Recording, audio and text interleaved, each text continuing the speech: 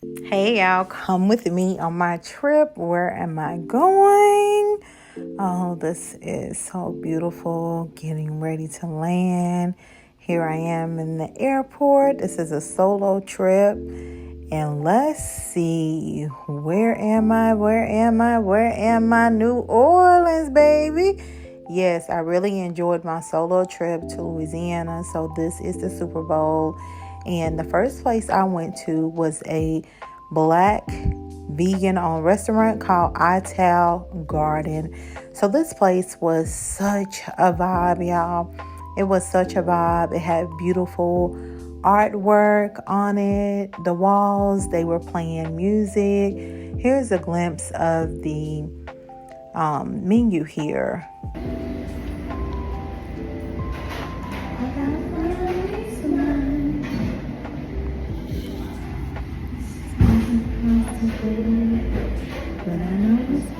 And y'all, it was such a vibe, the music. So I ended up having some ribs, potato salad, some greens. Them jackfruit ribs was so on point. The greens was bussin'. The potato salad was so good. I really, really enjoyed it. Now, the hospitality could have been a lot better. I'm just going to be very honest. The hospitality could have been a lot better. But when I tell you, everything was so seasoned to the T. But that macaroni and cheese, nah, it wasn't on point. I haven't found a really good vegan macaroni and cheese yet, y'all. So that's where the cooks were. That's the kitchen. That's where it was going down at. When I tell you, this place was such a vibe. So this is the entrance. Oh, and I got me some gumbo. Take that to the room. So I chilled the rest of the day. Watched movies. Also did some reflection work. And so the next morning, what I do? I was out of town, but I had to get my workout in. So then it was time for me to go to the whole reason why I was in Louisiana. So I went to Louisiana because I went to a seminar. I don't know if you all know who Crystal Alkaline Doula is. If you do not know her, I suggest for you to get to know her and to follow her. So this is me just waiting on my Uber. And this is me at the event. So the event was called the Magic Seminar. It was so powerful. Crystal has such a powerful testimony. She healed herself from lupus. They helped a lot of women get pregnant. This is me and Crystal. Look how big my clothes look. So I was just reflecting so much when I left the event. It was so much to soak up. This is me. I got there Saturday. This was me Monday morning. I stayed there for 2 days. Got my workout in, even though I was debating if I should or not. Then I ran to her store. Her store is so nice. I ended up going to her store because I ended up getting some products for some loved ones. It dropped in my spirit, so I'm like, let me do it. Then, y'all, on Monday, before I left, y'all see all this land here? This what does it look like? I end up going to the Whitney Plantation, okay? What I really like, wait a minute. Let's go here. Let's focus a little bit here. Do y'all see the part that says, where did slaves go? That's very important.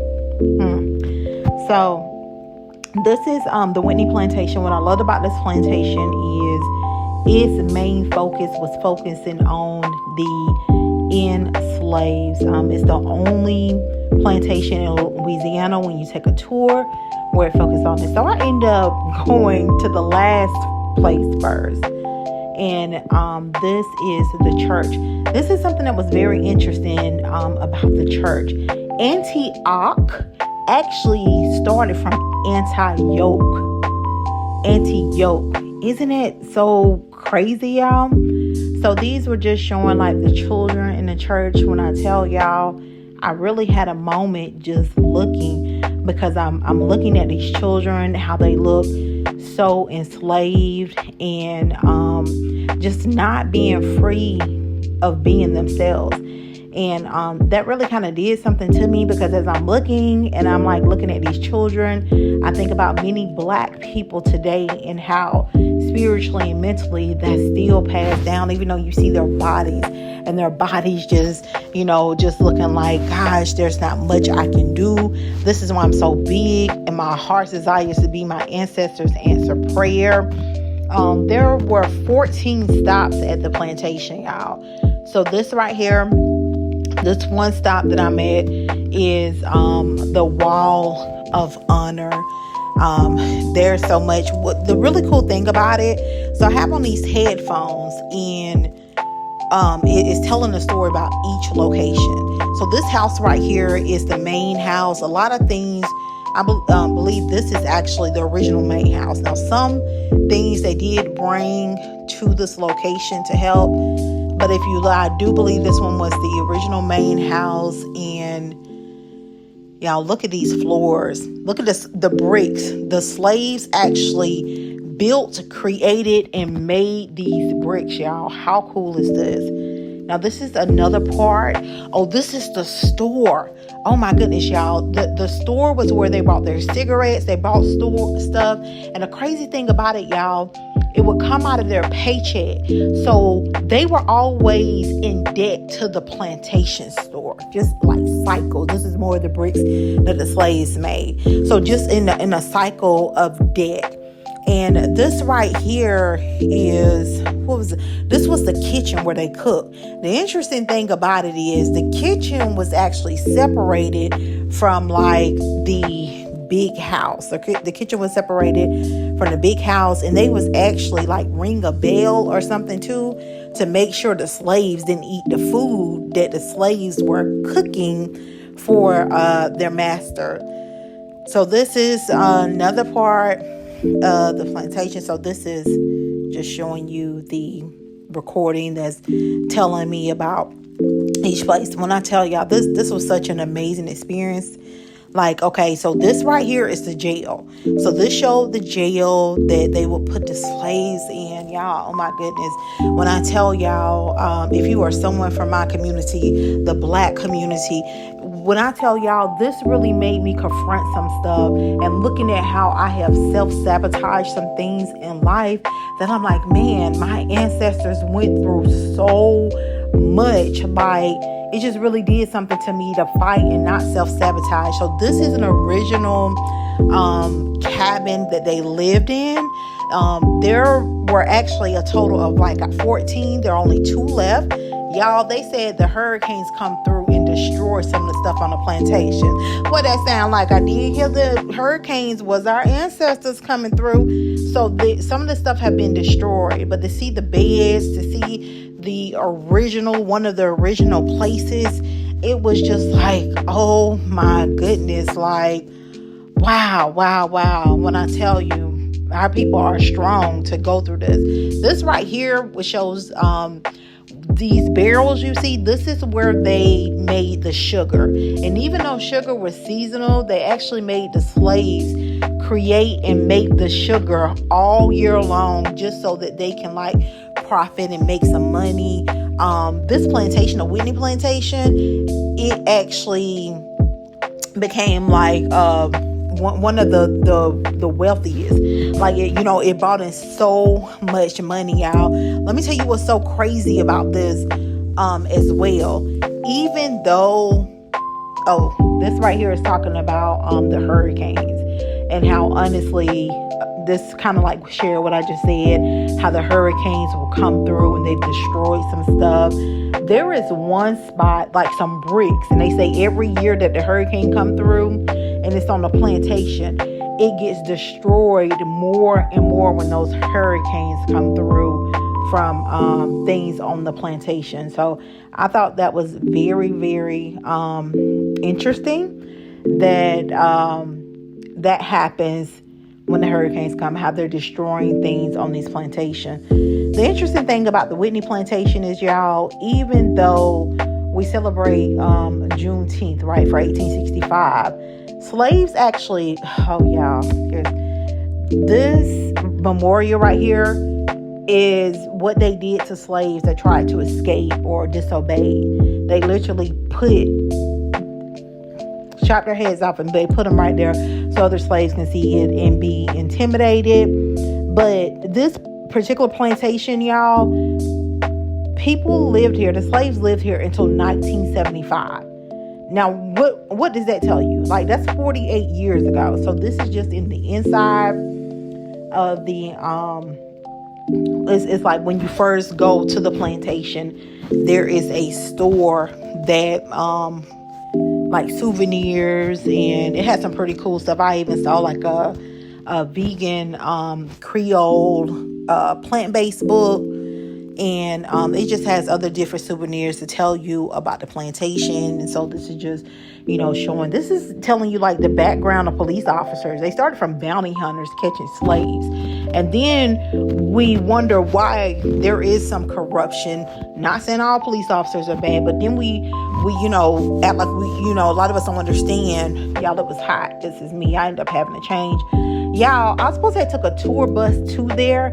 I got there early, so I had to wait on the people, which I'm glad I did, because I found out that when you are on a guided tour, they only take you to like 6 to 8 stops. So this is what you get when you get to the Whitney Plantation. This talks about Henry Reed, one of the slaves. So I was able to do all 14 stops because of the fact that I ended up taking an Uber there, because to be honest, it wasn't clear on when the bus was leaving. So I was like, I done bought my ticket. Let me make sure I go ahead and go. So I'm glad I did the whole tour, because if I would have waited, I wouldn't have. So this is another plantation, Laura. Laura was like the daughter who ended up selling the plantation because she didn't want to have nothing to do with it. All the business, all the houses. She sold them all. The congregation is probably about 10 or 15 members, but that's a church. Second in the first. So my question was, but this one particular plantation, it ran from the church all the way past Ocala. All this land belonged to one guy, Belcour A.B. He was also known as Lee Pepe Fasad and King Sugar. The creek red bricks in the big house is known as the Whistler's Walk. The Whistler's Walk. Because once the food was prepared and ready to be transported to the big house, the slaves, they had the whistle from the time they left the kitchen to the big house. The pathway is known as the Whistler's Walk. They had the whistle because this prevented them from sampling and eating the food. Pathway known as the Whistler's Walk. And now we come up on Ocala, one of the most photographed avenues in the world.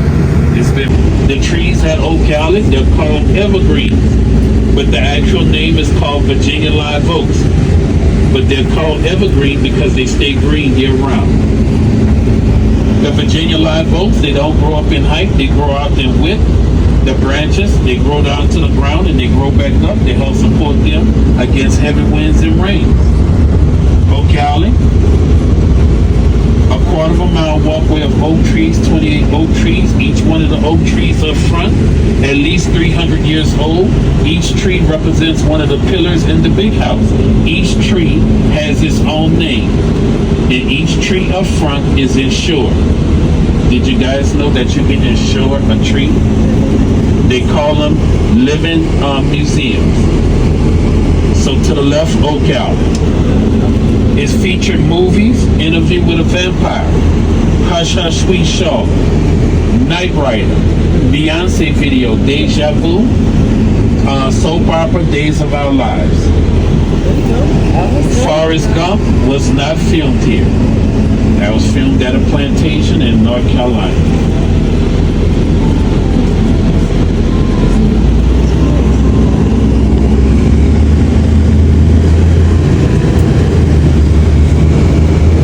As we pull up, they should be ready to board the bus, but their time is not up until 3:45.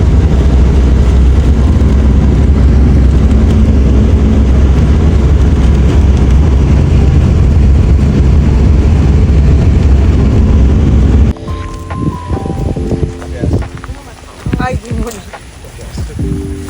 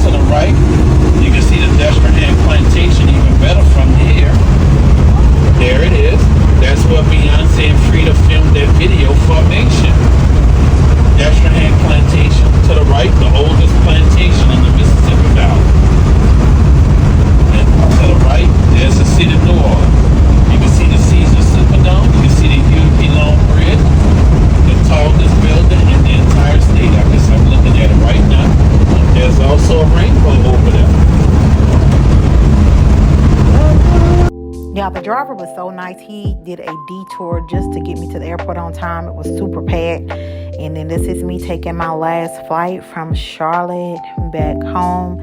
I had an amazing trip. Thank y'all so much for watching. Subscribe so that you can be updated on more. I'll probably go back and post videos from other places I have traveled this year.